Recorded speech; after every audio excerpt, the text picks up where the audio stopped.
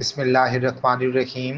محمد علی نے زیبا کے ہمراہ زیادہ کام کیا اور پھر ان سے شادی بھی کر لی، تاہم ان کی کوئی اولاد نہ ہو سکی۔ محمد علی نے اداکارہ زیبا، بابرہ شریف، شبنم اور دیپا کے ہمراہ کامیاب فلمیں کیں۔ محمد علی نے اپنے دور کے نامور اداکاروں وحید مراد، ندیم، غلام محی الدین، شاہد، مصطفیٰ قریشی، سدھیر اور دیگر کے ہمراہ بھی خوبصورت پرفارمنس کا مظاہرہ کیا۔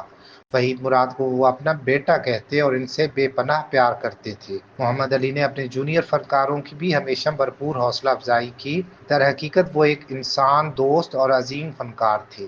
فلموں میں آنے کے لیے انہوں نے گھوڑ سواری، مکالموں کی ادائیگی اور دیگر بنیادی شعبوں کی باقاعدہ تربیت حاصل کی تھی۔ ریڈیو پر ملازمت اور صداکاری نے ان کے فن کو ترقی دینے میں اہم کردار ادا کیا۔ مکالموں کی ادائیگی کے دوران چہرے کے تاثرات اپنے فن کی معراج پر پہنچ جاتے تھے، اور جب پیمانہ صبر لبریز ہوتا ہے تو عدالت کے کٹہرے میں وہ جس طرح جج صاحب کے سامنے اپنے جذبات کا اظہار کرتے، اس نے فلم بینوں پر گہرا اثر چھوڑا۔ جیسے فلم انصاف اور قانون کا یہ ڈائلاگ، جج صاحب میری زندگی کے 18 سال لوٹا دیجیے۔ وہ ریڈیو پاکستان پر انٹرویو دینے یا محفل مصالحہ پڑھنے کے لیے بلاوے پر اپنی تمام مصروفیات کے باوجود پہنچ جاتے۔ کھیلوں میں کرکٹ ان کا پسندیدہ کھیل تھا، اس لیے شوبز کرکٹ ٹیم میں وہ بہت سرگرم رہتے۔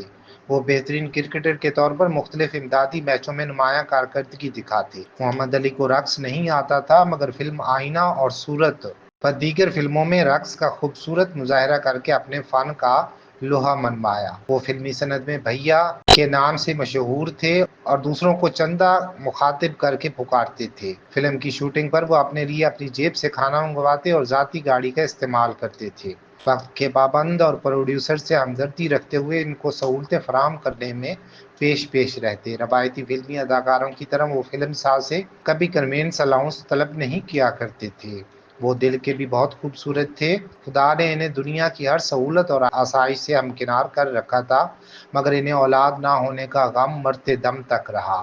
محمد علی 3 عشروں تک لگاتار کام کرتے رہے۔ وہ 1999 کے بعد بیہودہ پنجابی اور غیر معیاری اردو فلمیں بننے کے باعث انڈسٹری سے علیحدہ ہو گئے تھے، مگر جب بھی موقع ملتا فلمی دنیا کے لیے تجاویز دینے اور کام کرنے کے لیے تیار رہتے۔ وہ کہا کرتے تھے کہ دنیا میں اللہ تعالیٰ نے کسی بھی انسان کو بے مقصد یا بے کار پیدا نہیں کیا ہے۔ وہ ایک خاص کام کے لیے انسان کو دنیا میں بھیجتا ہے اور پھر اٹھا لیتا ہے۔ وہ اپنی عام گفتگو میں بھی انسانیت اور انسانوں سے دوستی اور ہمدردی کا درس دیتے تھے۔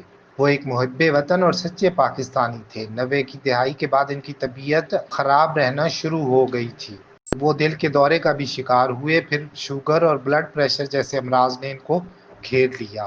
19 مارچ 2006 کو 76 سال کی عمر میں لاہور میں انتقال کر گئے۔ ان کا جسد خاکی ان کی خواہش پر لاہور میں دربار حضرت میاں میر رحمۃ اللہ علیہ کے احاطے میں دفنایا گیا۔ اس کی بنیادی وجہ یہ بھی تھی کہ وہ علماء، مشائخ اور بزرگان دین سے بھرپور عشق کرتے تھے۔